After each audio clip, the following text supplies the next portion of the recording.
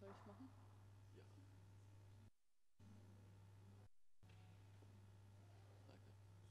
Hello, Sydney. Can we make a short test if Zoom is working?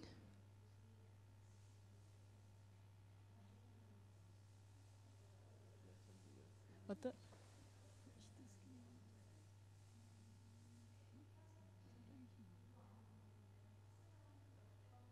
Aber die haben den Stream jetzt laufen, das heißt, sie hören uns noch nicht.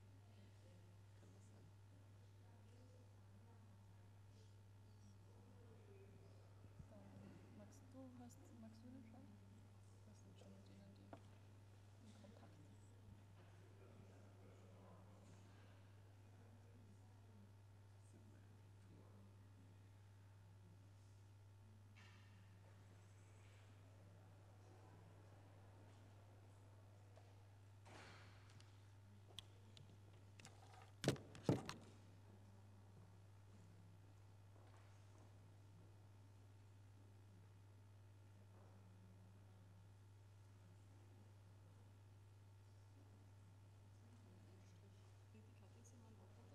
Das ist die gleiche.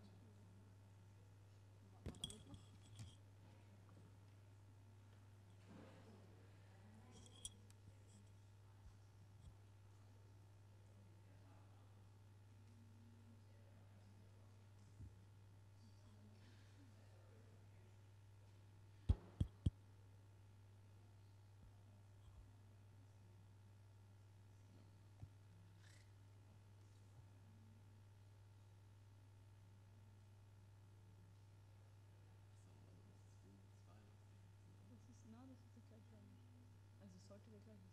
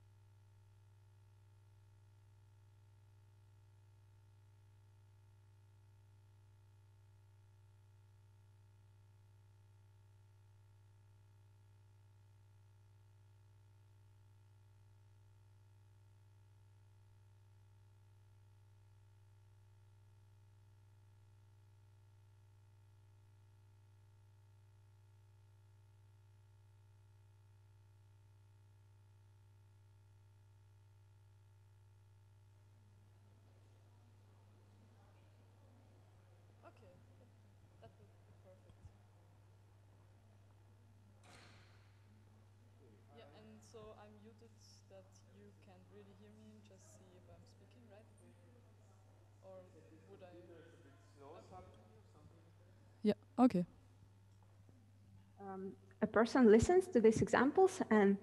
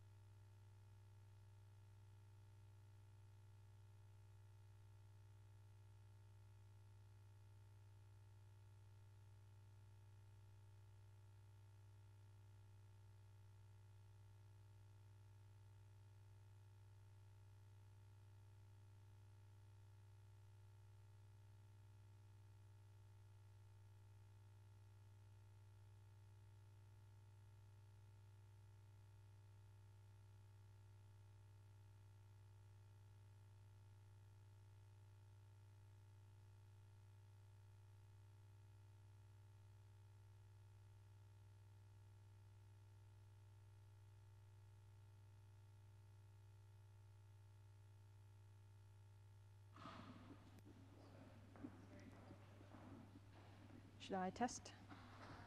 Testing, testing, testing. 1, 2, 1, 2, 1, 2.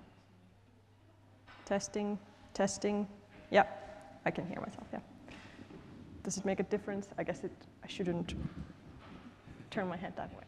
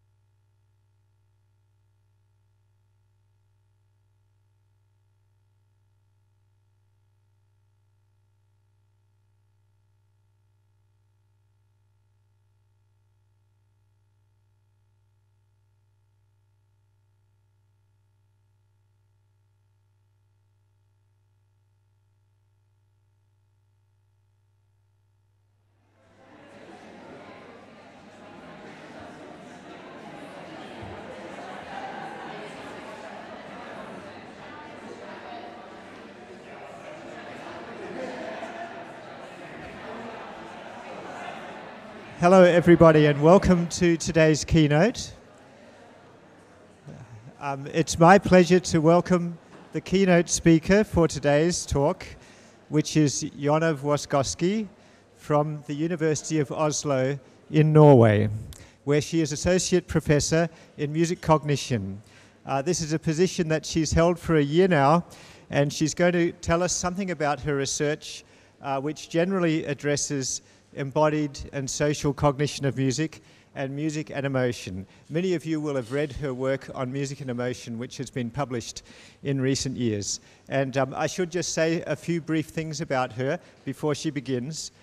From 2012 to 2017, she was Mellon Postdoctoral Fellow in Music Perception and Cognition at Oxford University, working with Eric Clark in the Faculty of Music.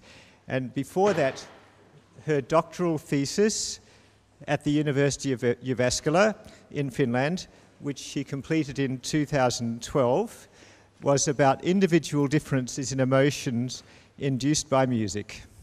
She wrote a paper entitled "Who Enjoys Listening to Sad Music and Why?", which was published in 2012 in Music Perception, and I noticed in Google Scholar that it has been cited 200 times, which is quite good for such a short period of time. She's also published as first or only author in various journals: Psychology of Aesthetics, Creativity in the Arts, Musicae Scientiae, Cortex, Psychology of Music, Frontiers in Psychology, and Attention, Perception and Psychophysics. So it's my pleasure to welcome Jonna Vuoskoski.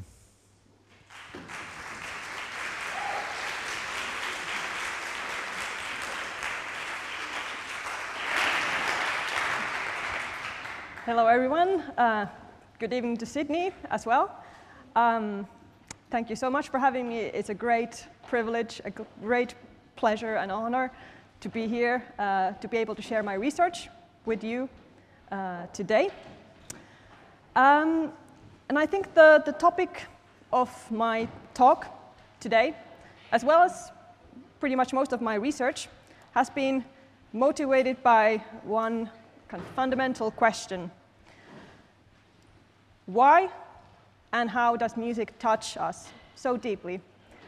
It's one of these great mysteries that I don't presume to be able to give you a kind of a definite answer during this talk, but hopefully I might be able to give you some new ideas or maybe some new approaches in which you might start thinking about these strong, deep, intense emotional effects that music can have on us. Can you all hear me okay? So I'll just briefly explain the outline or the layout of my talk. So I'll start by just explaining some of the key concepts, laying out the basic premise, talking a little bit about music and emotion and how empathy could be considered as one of the psychological mechanisms of music-induced emotion. Then I'll talk about an empirical study of mine where I looked at trait empathy. So empathic people, do they experience more intense music-induced emotions than non-empathic people? And then I'll talk about being moved as a distinct emotional response with social triggers and social motivations and functions. And related to this concept, I'll talk about two empirical studies, one which is related to the enjoyment of sad music and how feelings of being moved are important for that. And secondly, looking at the time course of continuous ratings of being moved to music and how that cross-correlates with various other types of physiological responses and ratings. Okay, so there are various kinds of affective phenomena that we can experience in response to music. And it's quite commonly accepted, or the consensus in the field of music and emotion research is that there are roughly 3 different types of affective phenomena. And these are perceived emotional expression. So when we perceive as music being expressive of a certain emotion, we recognize music as sounding sad or happy, for example. And then we have music-induced emotion. So that's when music is actually evoking an emotion in us. So when we're feeling something as the result of hearing music. And finally, we have aesthetic responses, which could roughly be classified as preference or liking or disliking a piece of music. And obviously, it's not, these are not clearly cut categories. There's some overlap and interactions probably between these different types. And importantly, obviously, the features of the music that we hear, they play a significant role in what kinds of affective reactions or perceptions we have. So the structural features of the music, the pitch, the rhythm, as well as the performance features, the expressive efforts of the performer, like the articulation, loudness, timbre, tempo, those kinds of things. But it's important to keep in mind that no music and no music-induced emotional response exists in a vacuum. It always takes place in a certain time and a place. So we have various kinds of situational factors that come into play. There's the listening context, whether we're alone or with other people while we're listening to music, whether it's live or recorded music, all kinds of contextual or extra musical information, and even the current mood that we happen to be in while we are listening to music. And then we also have various individual differences. So we respond differently to the same piece of music, and even the same person can respond differently in different situations. So our past music listening experiences, our enculturation in a specific culture, our musical training, and even our personality traits, they all play a role in the types of emotions that we tend to experience in response to music. So it's not a very simple or straightforward picture. It's like everything in real life, it's a complex interaction of various different things. But if we just start by thinking of how music in the first place, how it can be expressive of emotion, how do we perceive or recognize or consider music as being expressive of emotion? Where does this come from? Music is indeed imbued with signs of human emotional expression and agency at multiple different levels. And I would like to argue that this is because music is always the product of intentional human action. And that's also how we perceive and make sense of music. We hear and make sense of it as human action, intentional human action. And also studies looking at kind of non-verbal acoustic cues of vocal expression of emotion and musical expression of emotion, and they've found really kind of striking similarities in the acoustic features between the two. So music, in fact, does utilize the acoustic code for human vocal expression of emotions. And furthermore, there are other kinds of gestural properties in the music. We tend to hear music or movement in music, and music emulates the speed, trajectory, and smoothness, jerkiness of human movements and gestures. So the important bit here is that, indeed, music is not only perceived as an auditory signal, but also as intentional, expressive motor acts behind the signal, the motor acts that are producing the sounds that we hear. And in this embodied cognition framework, the human listener or the perceiver also has an active role. We embody the human action and intention that we hear and see in music. So we use both acoustic and visual cues, obviously, to make sense of these gestures and expressive acts. And Marc Lehmann has put it nicely by saying that the perceived physical energy in sound that we hear is converted into action-oriented meanings through correspondence with bodily movement and gesture. And this correspondence with kind of motor expression of emotion is actually probably one of the ways in which music is also able to communicate some emotional meanings across different cultures. So obviously there is a lot of variability and variance in different musical styles, and every culture has its own conventions and conventions for expressing certain emotions that are particular for that culture, but there are certain signs which can also, or cues that can communicate these emotions across cultures. And these are probably the ones which are grounded in these intentional expressive motor acts. And various studies have shown that people from different cultures are able to recognize expressed emotion from other cultures, as well as the functional use of music. So whether a piece of music is intended to be used as a lullaby, or for dancing, or for healing, for example.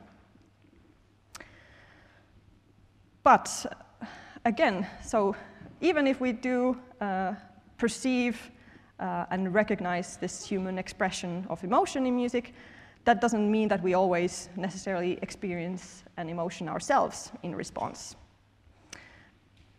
And even when we do, this emotion can be either congruent or incongruent with this perceived emotional expression. And this relationship probably depends on the specific emotion induction mechanism. So music is obviously likely to capitalize on multiple different psychological mechanisms in the elicitation of emotional responses. So various scholars have proposed various different mechanisms, including episodic memories, so when a song is associated with a particular memory in our lives, musical expectations, which are generated by the harmonic and rhythmic progression, rhythmic entrainment, evaluative conditioning, and so forth and so forth. But the mechanism that I want to kind of pin down and focus on in my talk today, and which I also find one of the more interesting mechanisms, is empathy. And I'll just start first by giving you a short explanation or definition of what empathy is. And this is, again, one of those concepts that scholars working on, empathy, they're not able to agree on what exactly is empathy. So it's actually very difficult. It's not so easy to define what it is. But I'm first going to give you one of the more stricter definitions of what it is. So broadly speaking, it's a process by which we can understand and feel what another person is experiencing. And it has three kind of main characteristics or criteria. So first of all, it involves experiencing an affective state as a reaction to another's feelings. So this distinguishes empathy from theory of mind, for example, which is just understanding what others think or what others feel without necessarily feeling the same or feeling an emotion. And the second criteria is that the observer reacts with the same emotion as perceived in another. And this differentiates empathy from sympathy, for example, or some other pity or some other emotion that you might be feeling as a response to another's feelings. And finally, the final criteria is that the observer is consciously aware that his or her current emotion is related to another's emotion. And this final criterion that differentiates empathy from emotional contagion, which happens outside awareness. So in emotional contagion, we are not aware of our emotional state being caused by another's state. Right, so this is now like the strictest way of defining what empathy is, but many other scholars have tended to take a much more, a broader kind of take or broader view on empathy. So in this picture, emotional empathy, which is feeling the same emotion as observed in another, is like the strict empathy I mentioned before. But in addition, there are various emotional and cognitive components that contribute to this emotional empathy. And one of these is cognitive empathy or theory of mind. So being able to see things from another's point of view, understanding how others think and feel, obviously that promotes also emotional empathy. And then you have sympathy, which could be defined as feelings of concern and compassion for another. And this is the type of sort of empathic responding that is actually related to altruism and helping behavior and pro-social behavior. Whereas often feeling emotional empathy is actually not so productive or not so useful if you're feeling really bad as a result of observing someone else feeling really bad, you're less likely to help them, you're more likely to take yourself away from the situation in order to feel better. Whereas if you're feeling sympathy, then you're more likely to help the other person. And again, these three components, they interact, overlap, and contribute to one another. And I mentioned already briefly about emotional contagion, which is like a more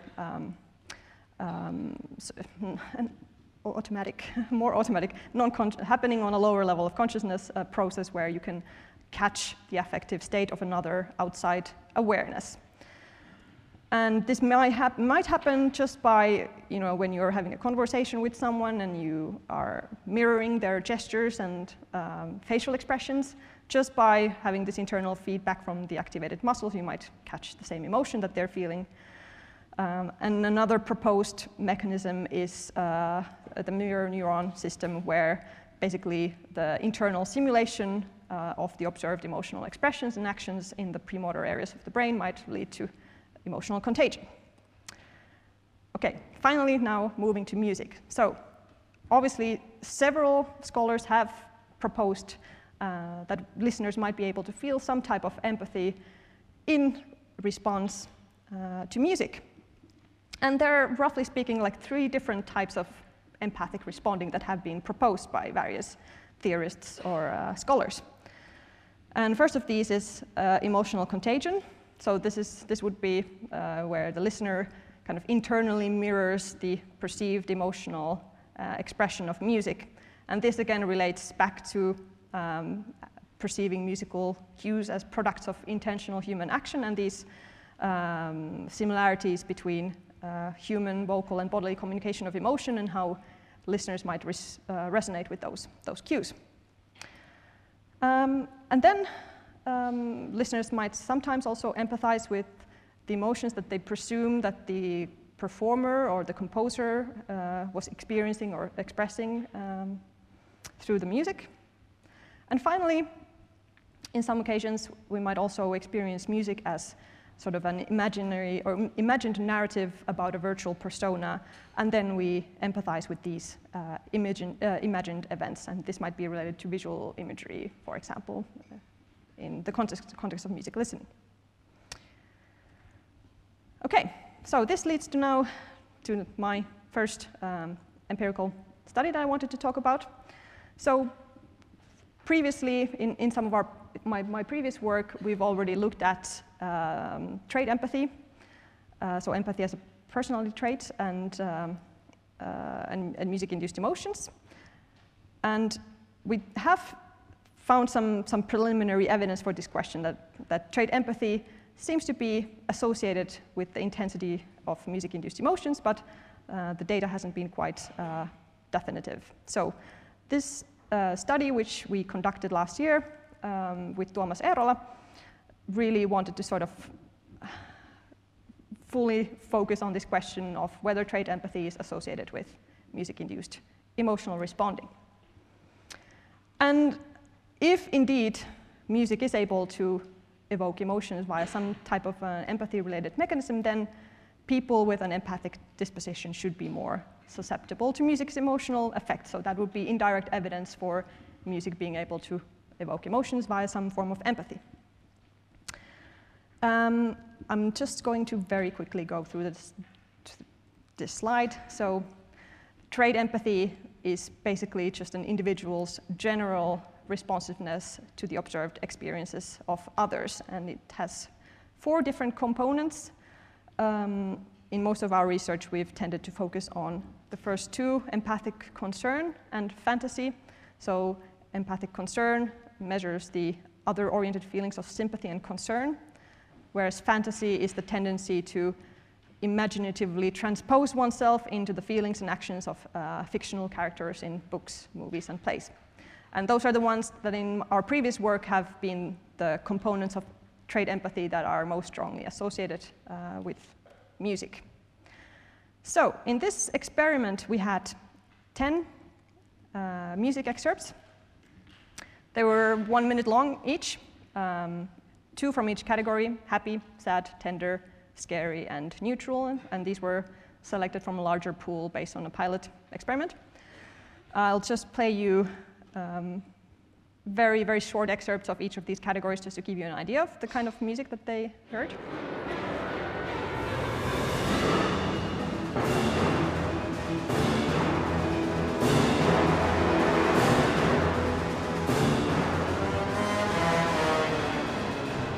Yeah, so that was one of the scary music pieces.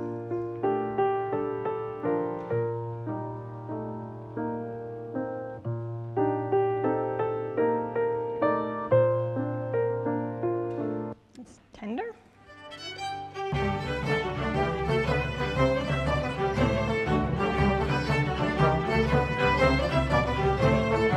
Happy.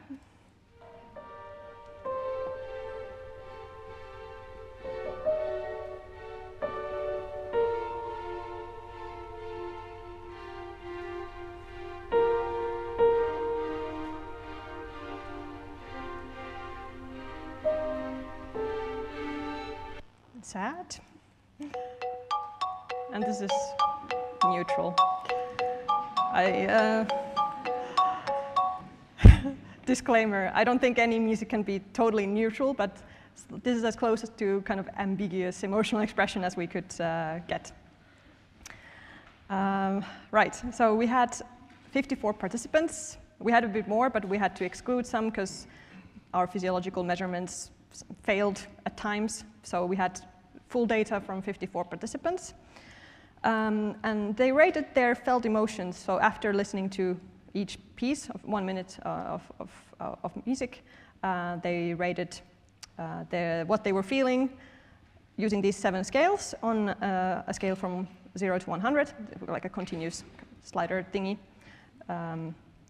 But yeah, just one rating, not continuous ratings. And then we also measured skin conductance and heart rate using ECG electrodes.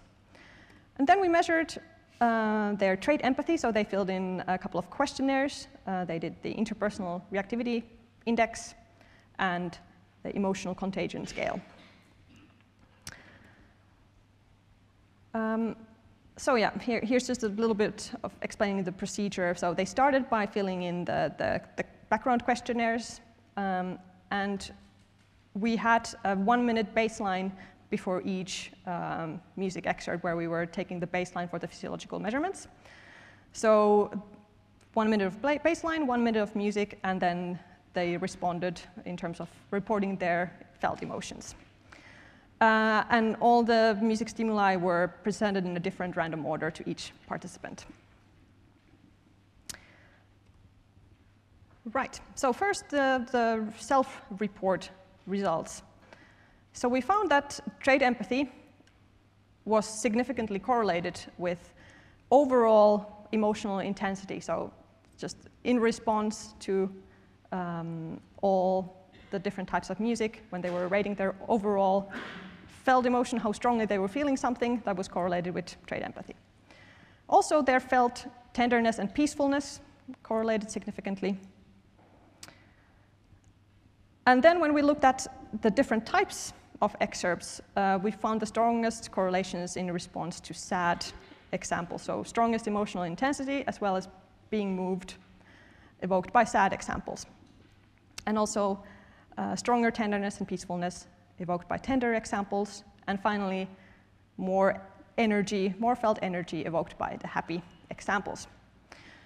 And this is in line with what we found sort of previously. I think our previous research has mainly showed a connection between self-reports of felt emotion in response to sad and tender music. But yeah, we haven't seen anything for happy music before this experiment. But now we are still left with the sort of the possibility that, you know, when you are measuring trait empathy using a self-report measure where people have to answer questions about their, you know, emotional reactions to others, it might just be that people who tend to rate their emotional reactions more strongly in this questionnaire, they also rate their emotional responses more strongly in such an experiment where you're asked to report your felt emotions. So it might just be sort of like a response style artifact.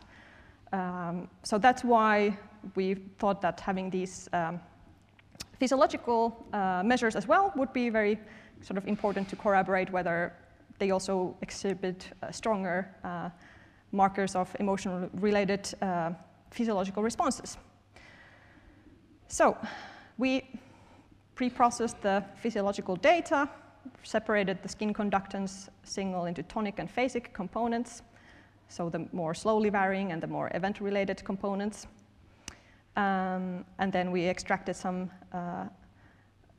different spectral components of heart rate variability from the ECG signal. So heart rate variability is, or different frequencies of heart rate variability are associated with positive and negative emotions, respectively.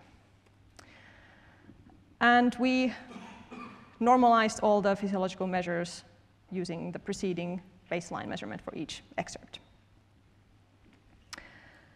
So, just overall, looking at the skin conductance level, we just looked at overall all participants for all the excerpts. We found that the skin conductance level was higher in response to scary than to sad examples, which makes sense, and to neutral examples, because you would expect more arousal in response to scary pieces than sad and neutral ones.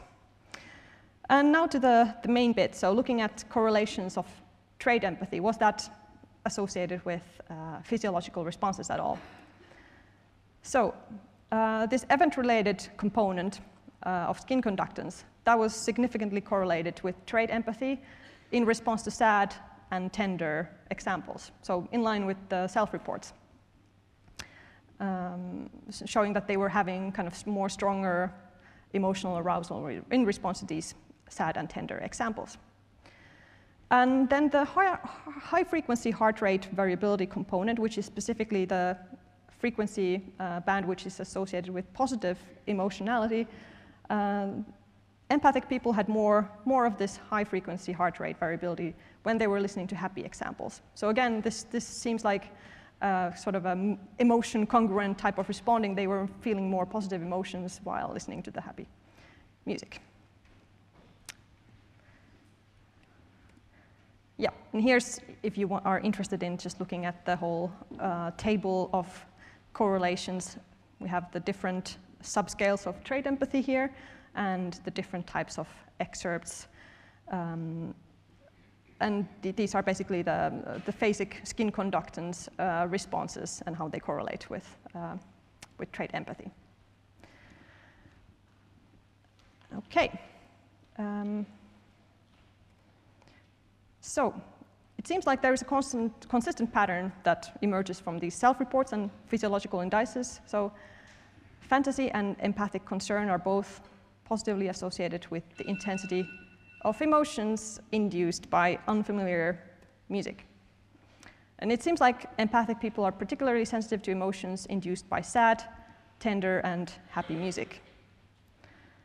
And this fantasy trait, which was correlated with quite a few of the self-reports and physiological responses, it might be associated with type of narrative transportation also in the case of music listening, because that was the trait that measured how strongly you identify with fictional characters in books and movies and such. And also it's congruent with the trait, empathic concern, also that these people high on this trait would feel more kind of compassion and tenderness in response to music. Right, okay, I think I have 16 minutes left, more or less. Yep, and so yeah, it's time to move on to this emotion of being moved. So yeah, there has been quite a lot of recent interest in this, the whole phenomenon of being moved, and specifically being moved as a distinct type of emotion rather than just like a catch-all term to refer to being emotionally affected. But it hasn't really been explored as a psychological construct until recently. But yeah, in the last five years or so, there has been quite a surge of studies looking at it, and a nice kind of comprehensive exploratory study by Menninghaus and colleagues looked at people's descriptions and reports of instances of being moved, and they coded various kinds of things about these experiences, which are kind of summarized here in the table. So there were specific types of events that elicited these experiences, so critical life events, significant relationship events, as well as exposure to artworks and music. And there are certain specific appraisals associated with these being moved responses. So events that elicit being moved are high in compatibility with pro-social norms and self-ideals. And physiological responses associated with these are tears, positive tears, and chills or shivers down the spine. And it has these kind of social bonding, pro-social action tendencies, and they also postulate that the function of these feelings of being moved might be to promote social bonds. And there were also certain personality traits that they recognized as being associated: openness to experience, agreeableness, empathy, to name a few. And another model, so this relates to another recent model called the Kamamuta model by Alan Fisk, Thomas Schubert, and Beate Seibt, who have conceptualized kind of the responses that we commonly refer to as being moved as Kamamuta, because they think it's a better scientific concept, because being moved is sometimes used for other emotions and other occasions as well. But basically, they conceptualize it as a feeling of oneness or connection or belonging with an individual person, a family, team, nation, or the cosmos. And that it's often called being moved or touched in English, and it's elicited by observing acts of generosity, kindness, sacrifice, compassion, and it's associated with feelings of belonging, identification, shared responsibility, and sharing of resources. And again, they propose that it's an adaptive psychological response which motivates pro-social behavior and social bonding. And interestingly, Alan Fisk also has proposed that different cultural forms, one significant sort of function of different cultural forms is to elicit these feelings of being moved or Kamamuta, including music. And here is just a concept map of showing some of the terms which are associated with this Kamamuta concept. Well, now going specifically to being moved by music. There has mainly been, I think, philosophical and theoretical discussions about being moved in the context of music. For example, Vladimir Konechny has proposed that aesthetic awe, being moved, and chills are the three central aesthetic responses to music. But I like to argue that being moved is more of a social emotion rather than an aesthetic response. But there haven't been really that many empirical investigations of being moved or touched in the context of music listening. And actually, I want to kind of point out, advertise a talk by Tanushree Agarwal at the Montreal Hub today, actually in the next session, where she will be talking about an exploratory study of being moved by music, which she conducted at Oxford together with myself and Eric Clark. And she basically asked people to describe their responses, their experiences of being moved by music and the type of music that is moving. So that might be of interest as well if you're interested in this topic a bit more. But one of the things that she found was that music can evoke a deep sense of connection in listeners, which is in line with some of the descriptions of being moved being a socially significant emotion. And there is also other evidence showing that music is a socially effective, socially significant stimulus.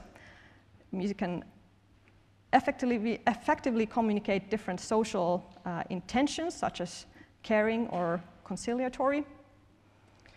And it might also be that expressions of sad and grief in music might also elicit kind of pro-social responding, like in other areas of life. In some occasions, music listening can serve as a surrogate for social interaction, and making music and dancing together can elicit feelings of affiliation and social bonding. And finally, a little piece of evidence. So music-induced chills, again, chills being associated with feelings of being moved. People who tend to experience these chills in response to music have more neural connections between the sensory areas and the emotional and social processing areas in their brain. Right, so I have to move on to my second study, just talking about this very briefly. So this is a study we published last year with Tuomas Eerola, where we were kind of going back to this question of why do people enjoy listening to sad music, which is something we had looked at before. But we sort of got this idea from the field of film studies to look at feelings of being moved, that whether this enjoyment of sad music or music-induced sadness might actually be explained by feelings of being moved. Also because empathic people tend to experience feelings of moved more commonly. So we had 5 sad music pieces from different genres, and 300 participants from different countries who rated their felt emotions. And again, we measured trait empathy and emotional contagion. So we did a multi-level mediation analysis just to see whether feelings of being moved would mediate the relationship between felt sadness and liking. So just to begin, before any other analysis, there was a positive association between felt sadness and liking, but there was a very strong association between felt sadness and being moved and liking. And when this relationship was taken into consideration, then actually this direct effect of felt sadness on liking became non-significant, even slightly negative. So the analysis revealed that this initial positive relationship we saw between felt sadness and liking was actually entirely mediated by feelings of being moved.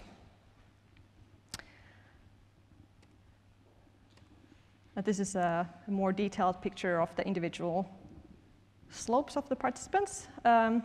This was published in Frontiers in Psychology, 2017, if you're interested in reading a bit more about the details. But yeah, we also looked at trait empathy again, how it related with ratings of being moved, liking, and feelings of sadness. There was a positive relationship, but there was no moderating effect of empathy in the mediation model. So the kind of the relationship of mediation did not alter depending on people's level of empathy.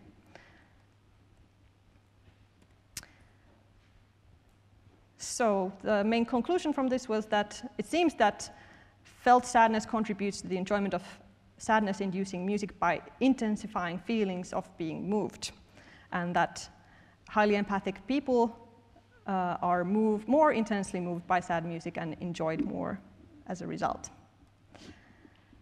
And this is compatible with the notion of being moved as a socially significant emotion that activates the value of social bonds and pro-social behavior. Right.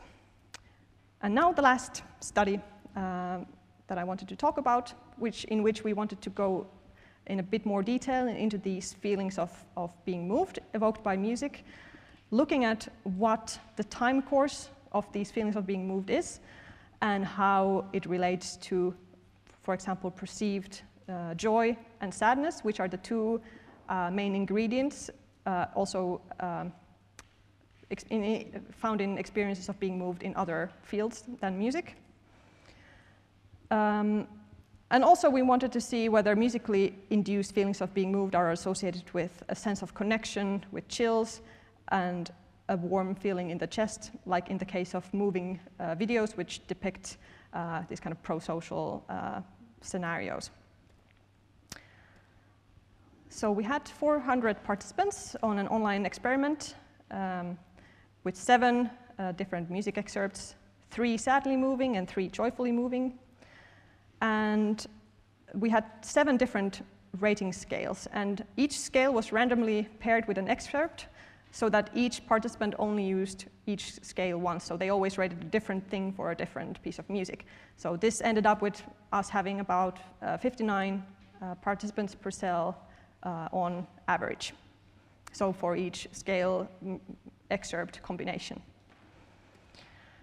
And these continuous ratings that they did, these were the 7 scales, so being moved or touched, perceived sadness, perceived joy, experiencing chills, experiencing a warm feeling in the chest, experiencing a sense of connection, and perceived beauty. And they were asked to continuously change their ratings while the music was playing. And each excerpt was about 2 to 3 minutes long. Right. So we did some data preparation, averaged all the time series for each song, and we had to do some detrending. I'll actually have a figure that explains this a bit better. So here you see the original unaltered data. You might notice that because it starts from 0, you have this initial rise, and it tends to have like a linear trend. And this was true for most of the ratings for most of the excerpts. And obviously, when you're calculating cross correlations with between different ratings, you might get a very strong cross correlation because there's just a similar rising trend in the rating. So we did some detrending using spline detrending, and here you see basically how the detrended data looked like. And we also excluded the first 10 seconds of the data because you just basically get kind of silence versus music when people kind of initially just like raise their ratings, and that happens for all the scales basically. 3 minutes. Right, so here you see some of the continuous ratings. These are now the original untrended ratings just to show you the raw data. So we have perceived sadness, perceived joy, feelings of being moved for the sadly moving pieces. I think I had like little sound excerpts. I don't have much time to play them. But yeah, they were from different genres, the music excerpts. But basically, the main finding that we saw was that in sadly moving pieces, feelings of ratings of being moved cross-correlated with both perceived sadness and perceived joy. Whereas in the case of joyfully moving pieces, feelings of being moved only correlated with perceived joy and not with perceived sadness. Here's again little excerpts of the pieces.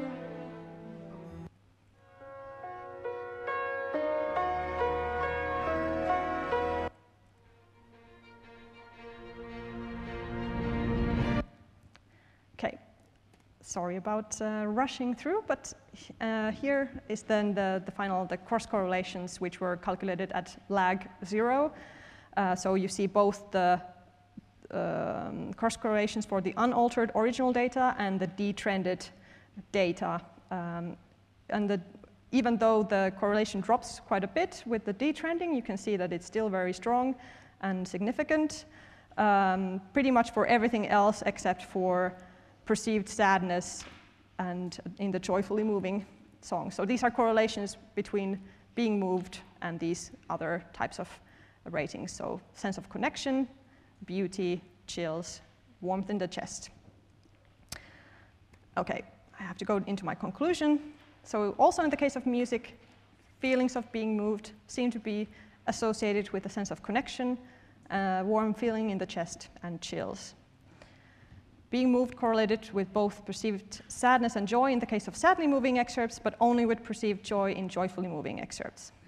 We also did some preliminary acoustic analysis of the musical features. It seems like RMS energy and spectral entropy are correlated with ratings of being moved, but we need to do a bit more analysis and interpretation to figure out that. And as a conclusion for this whole talk, I just wanted to say that music is imbued with signs of human emotional expression and agency.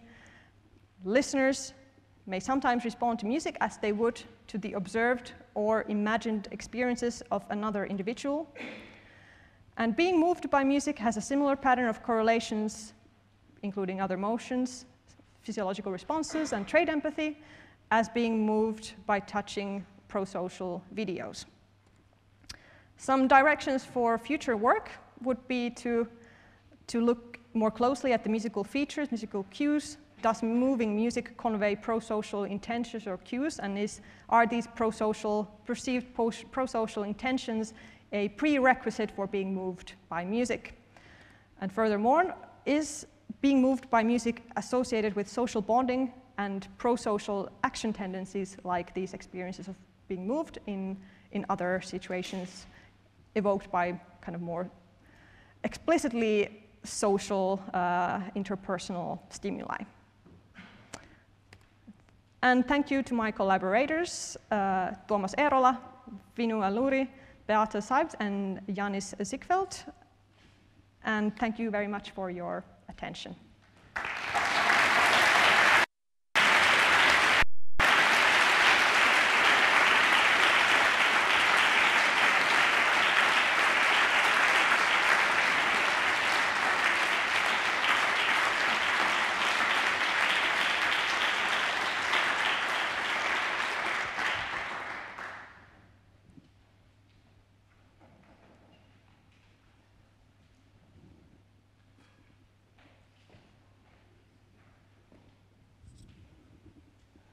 Hello?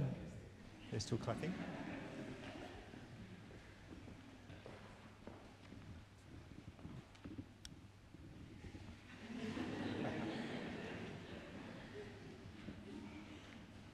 Hello, Sydney. Can you hear us? Yes, we can. That's great, Emery. Nice to see you there. So thank you, Jonna, for a wonderful talk. Very interesting. I wrote down my questions, but my task is to take questions from the audience first. So, yes. First, thank you very much for the presentation. I wanted to go back to the first layer of your proposition with the idea that we hear or make sense of music as motor actions. And I wanted to understand if you were thinking about more some kind of abstract mental process by which we represent the action that caused the sound, or more the idea that we have a tendency to move so as to align our behavior to the way we feel the music moves us. And then what would be your take on music such as electronic, electroacoustic, music concrete, where the relation between the action of the composer and the sound that is produced is completely opaque, because I can play something very soft and in front of a computer doing this, and if I play something or compose something very strong, I have the exact same actions. I'm in front of a computer and I just typing stuff.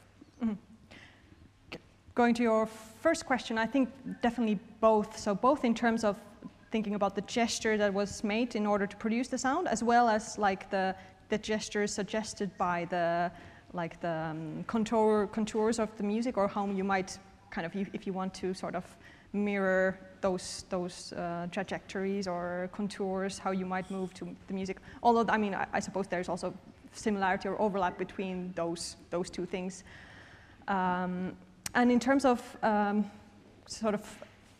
synthesized sound, artificial sound, I think we use the same sort of perceptual toolkit in order to make sense of synthesized or artificial sounds, like the type of, even though it's not produced by an actual physical, like a motor gesture, it still has, you know, a certain attack, a certain energy, a certain loudness, which is suggestive of a certain type of gesture, perhaps. But yeah, for example, if you think of electronic dance music and beat induction, beat perception, I mean, the motor system is really strongly involved in that, that as well. Yeah. Thank you for clarifying. Thanks. Do we have a question from Sydney?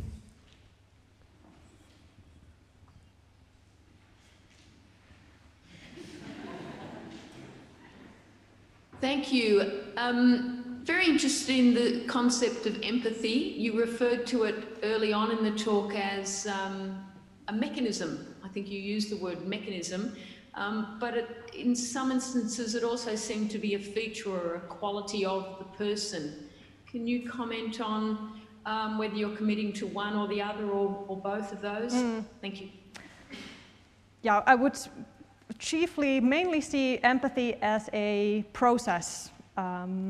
And in terms of being a trait or a quality of people, it's just some people have a tendency to engage in this process of empathy more often or maybe more intensely than other people. But I would say it's a psychological mechanism in the sense that it can evoke emotions, but it's a process first and foremost. Question? This one?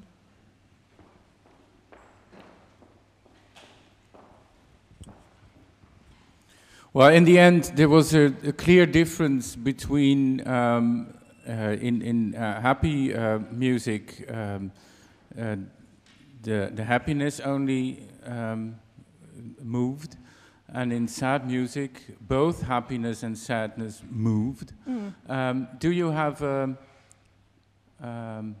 clarification for that, an explanation?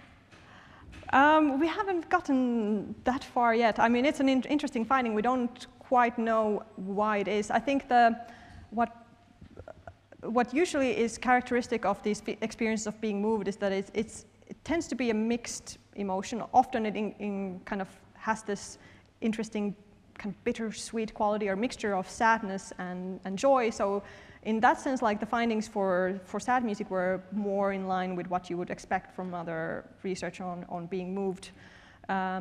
Whereas for happiness, it was a bit interesting. Maybe it's just some like feature, artifact, or something that's caused by like conventions or traditions of Western music. Like when we make happy music, we don't tend to include sad qualities. I mean, it's difficult to say why that is. It might be just a feature of the musical material that we happened to use those three pieces.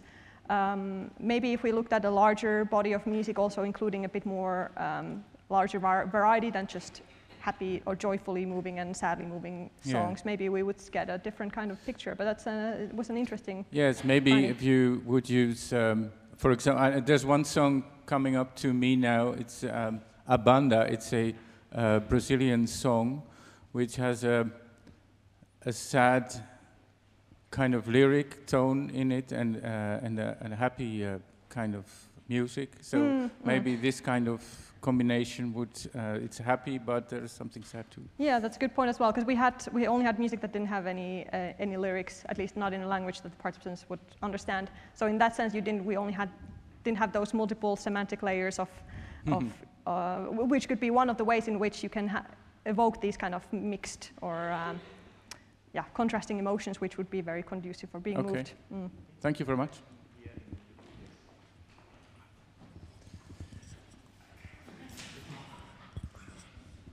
Thank you. This is a wonderful talk. I love the theoretical idea of being moved as a way of getting at this puzzle of why we enjoy sad music. And I wonder if maybe you could talk about whether you think every experience of enjoying sad music is related to being moved, or whether there's maybe another category of purely sad experiences with music, and maybe what the overlap is between those things. That's a really, really interesting question. I guess that would slightly probably depend on contextual factors as well, because I mean, sometimes people, if you're yourself undergoing some negative emotions or experiences, you might get solace from listening to sad music that matches your current feeling. So maybe in those occasions, it might be that you get some sort of a positive outcome or eventual enjoyment out of just like engaging with purely sad music. But I think it's quite difficult to find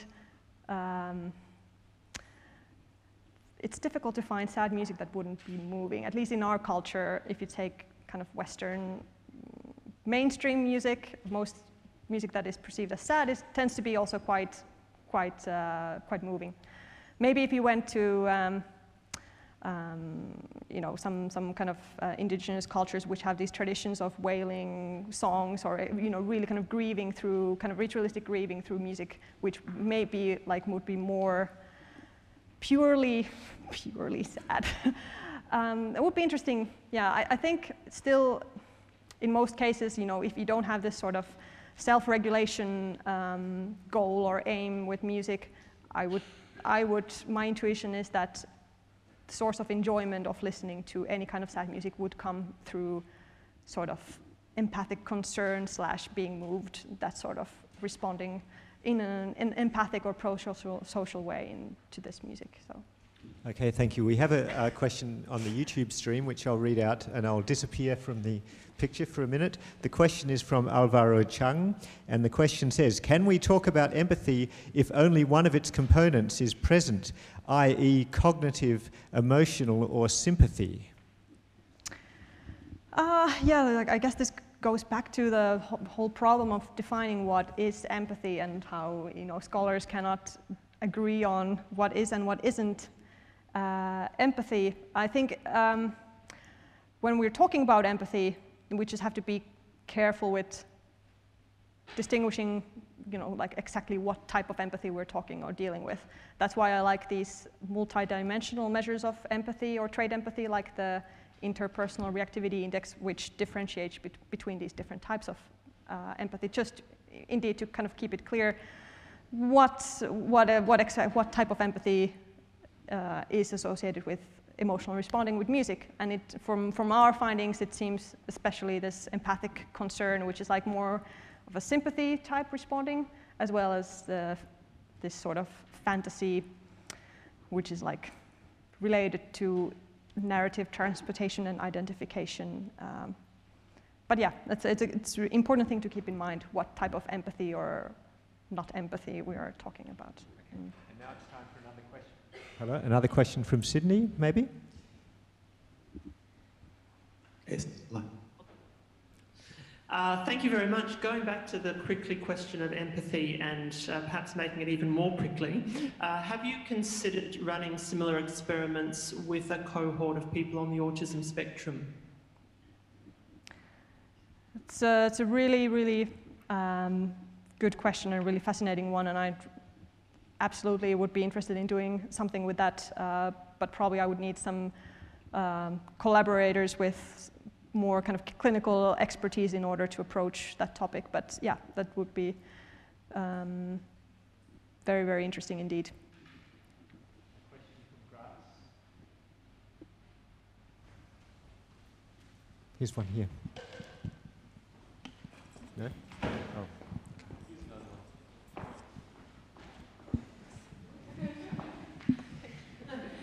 Hello, so thank you very much for your talk. I want to come back to the first study, and I was a little bit astonished about the low correlations. So the first question would be, did you expect such low correlations? And then the second would be, how was the trait empathy distributed? So was it across the whole range, or just some section of it, maybe explaining such low correlations? Well, everything is relative. I mean, when you're talking about individual differences, and if you look at studies, for example, at musical preference and personality, actually the correlations tend to be a lot lower than what we saw here. So they tend to be very low sort of order associations, because we're talking about what we're explaining is basically variability between people, which can be from various different sources. So you might have just random variability of people just using the scale differently. You might have differing music preferences, various other things. And the fact that you can even explain, I don't know, 10% of that sort of individual variance by a personality trait like empathy, I think, to my view, the correlations are actually pretty high. But it's in relation of other research looking at individual differences, how personality correlates with such things, just because you have so much noise from other sources that you can't explain all the variance. I think the last question was somewhere. What just happened a moment ago? Someone wanted here. Oh, there's one here at the top. Yeah.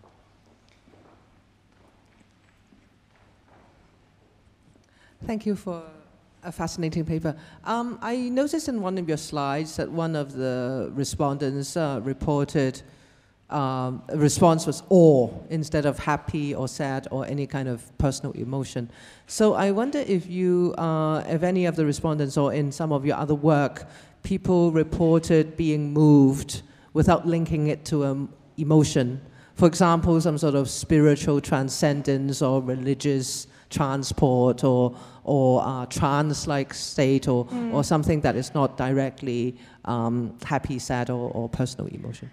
Yeah, that's a really good question. I mean, for example, the Geneva Emotional Music Scale, the GEMS, has a couple of dimensions or scales that include transcendence, awe, and these type of responses, which are, a bit more kind of distinguished between these different labels. But the problem with that is that then you get such also variability between people in terms of how they understand, how they define such specific labels, that it's basically, when you have a broad label, people have a more kind of coherent understanding or more agreement in sort of how they understand it. But awe is an interesting kind of related concept, but it's slightly different in quality, I would say, than being moved. Awe is more, you're awed by something that's big and larger than you, whereas being moved is more something that you feel increased closeness or connection, and that's kind of the distinguishing feature. Yeah. So the time's up. Thank you very much. Thank you, Sydney, for listening, and have a nice evening. See you later. And in Graz, I would like to say guten Appetit.